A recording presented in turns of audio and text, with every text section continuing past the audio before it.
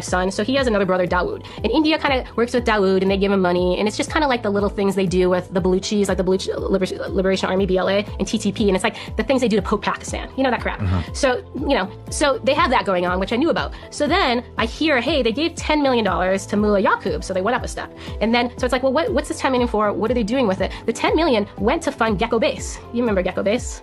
I mean, I never worked in Gecko Base, but several times. Yes, so you know Gecko Base. I know some of your audience does. So Gecko Base now is the location where Haibatullah, so the supreme leader of the Taliban, that is where his personal security is. So then it's like, okay, the Indian government, or probably their intel service, is funding Haibatullah's personal security. Now, isn't that weird? Yeah. So of course, I'm like, this makes no sense. And it's not even tons of money compared to what we're putting in. So I have all these questions, okay? So it's like, what is India getting? And also, really, what's the Taliban getting? Because they don't give a damn about $10 million. So this is gonna sound like the craziest thing ever, okay?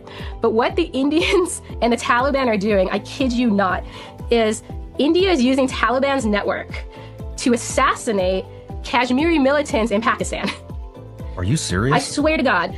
Yeah, I know this leaves so many questions, but yeah, so they've been doing all these hits. So they've been killing all these Kashmiri militants. They've been killing a bunch of Sikh militants. I don't know anything about the Sikh part, so if anyone's interested in that part, I've only looked at the Kashmiri piece. So yeah, so they're using, they say the Taliban networks, and then they're doing these assassinations. They're happening all over Pakistan, like in Lahore and Karachi and etc.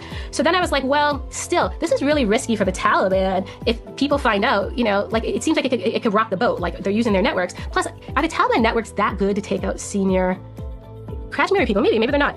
So the interesting part is, now my theory is, India gains what they're gaining, right? These are terrorists that some of these guys they've wanted for 30 years, okay? I went through a list of 18 of them.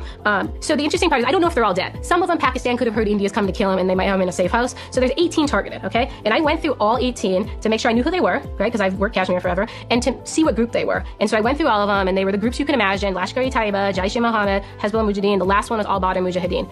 Not one of the 18 were from Harakat al-Mujahideen. This matters because Haibatullah, when he was young, he got his religious teaching from a guy named Fazl al-Rahman Khalil. He founded Hum. They're still close friends, and some of the money that goes to Haibatullah from us, he gives to Hum in their madrasas. So I have a theory. So the assassinations are happening, Taliban supporting.